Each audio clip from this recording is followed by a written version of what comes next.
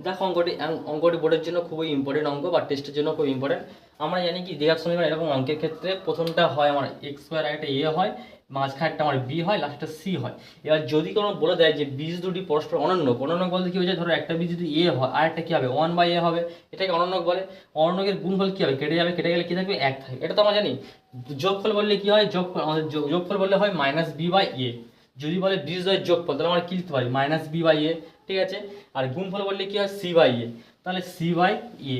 আর যখনই এরকম অনন্যক বলে দেবে, অনন্যক বলে দিলে সেক্ষেত্রে আমরা কি করতে পারি, যে অনন্যকের গুণফল সবসময় এক হবে, তাহলে সেক্ষেত্রে আমরা কি করব, এরকম কোনো প্রশ্নের ক্ষেত্রে আমাদের সিটা আর এটা সমান সমান করে দেবো, তাহলে কি হবে m+7 = 4।